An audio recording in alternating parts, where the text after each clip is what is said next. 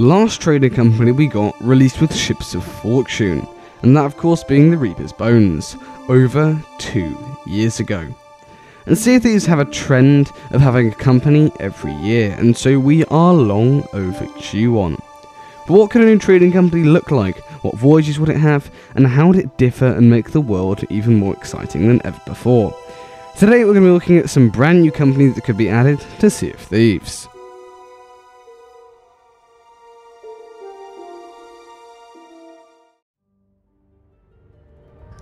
The first new company we're going to be taking a look at you may well have heard of, this being called the Merfolk Delegation, which was actually designed by a member of the community called Zuki Art with some very nice concept art to go alongside it. And there's a wide range of it to go around, including costumes, outpost buildings, quest vendors, and even the emissary tables, which I'll show on screen now. But essentially the general premise behind the Merfolk Delegation is allowing you to explore further and deeper into the Sunken Kingdom than ever before on voyages, learning more about the Sirens' history and exploring their architecture. This company is absolutely insane. I'd love to see it be added, and this whole concept art, the work she's done for this is absolutely amazing, so credit to her, links will be down below. Overall, this company I can actually see being added. I know we do have the shrines and treasuries already, but an expansion on the Merfolk Kingdom is something that everyone wants, so we can learn more about their lore and history, as there's still a lot of unanswered questions, albeit the expansion we got in Season 4 did give us some answers.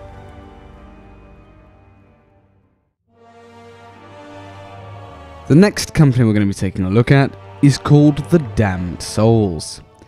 The Damned Souls use similar mechanics to what we've already seen in previous adventures and the current tall tale, Memories.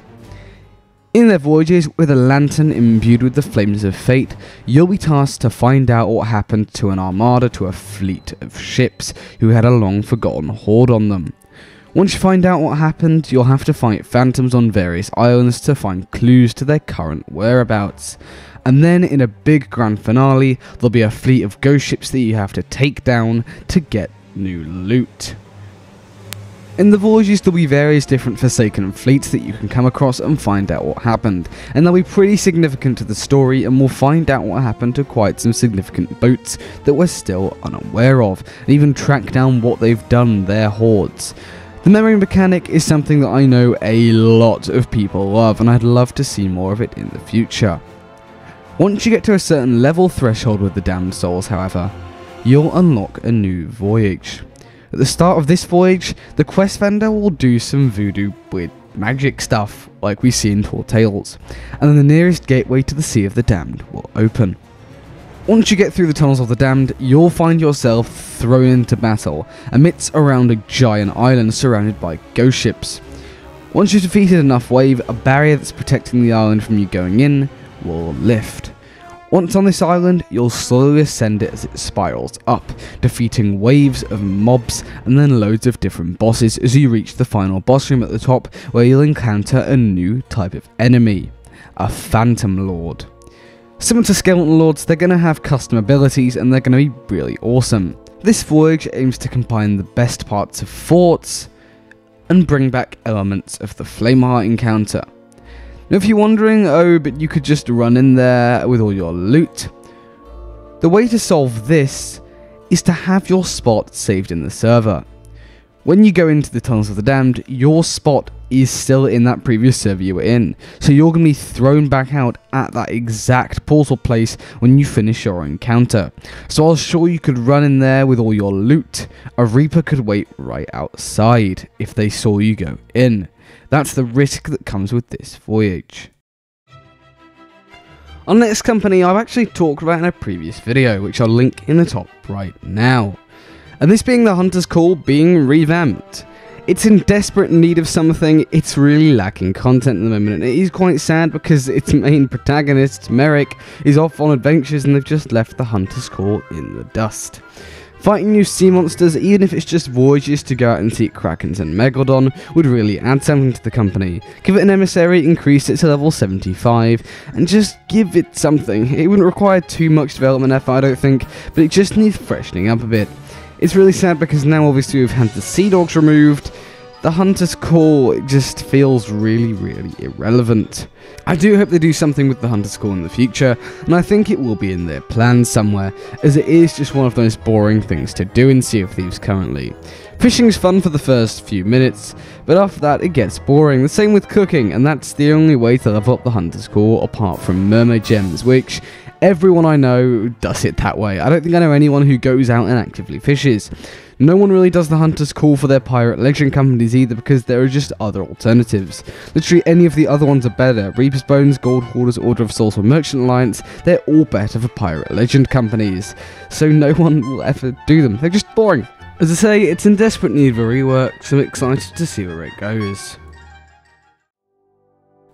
The next company we're going to be looking at is called the Lost Raiders.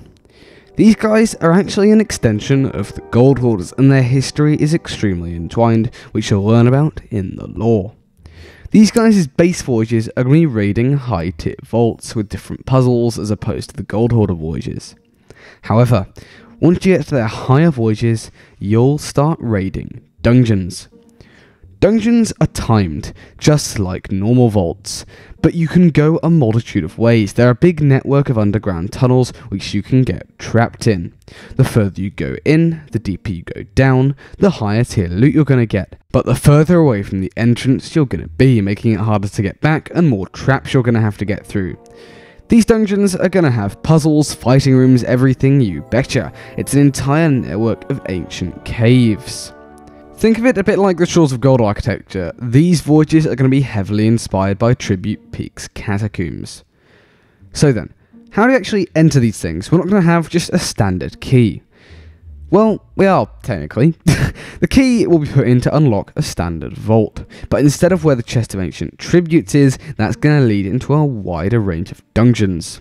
Don't worry, this first starting vault isn't timed, but obviously it doesn't have any loot. The second that vault opens to unlock the main dungeon, that's when your time starts of, say, 5-6 minutes. I think it's fair to give double the amount of time in normal vaults, as they're going to require a lot more effort and they're harder to do. But eventually, these voyages are going to become guarded. What do I mean by this? Well, on the outside of the island that you're going to go to, there will be skeleton ships, but only on the higher tier vaults.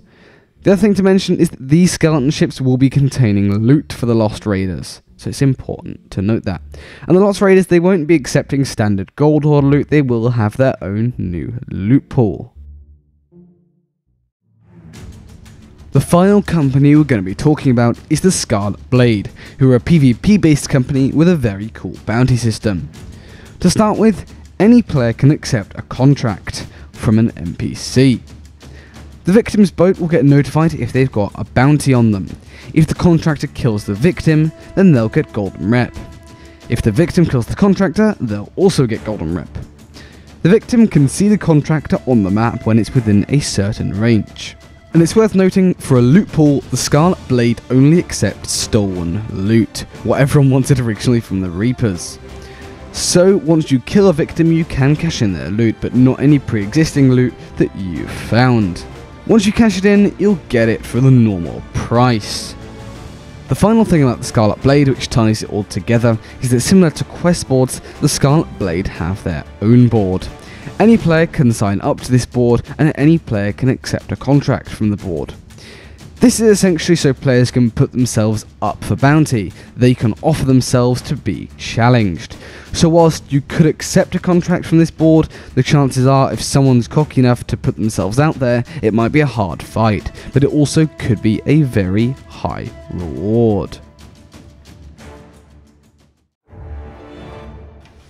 Let me know what type of trading company you'd like to see in the comments below, and if you have any ideas of your own. But that does just about wrap up this video. If you did enjoy, please do consider leaving a like, it helps out an absolute ton, and subscribe to stay up to date with all the latest Sea of Thieves news as and when it comes out, because Season 7's captaincy is slowly approaching, and Sea of Thieves should hopefully be starting soon. If you want to go the extra mile, you can become a channel member for just a small fee a month. It really helps out the channel a ton, and you earn loads of cool perks and rewards. But anyway, apart from all that, thanks for watching, and I'll see you later.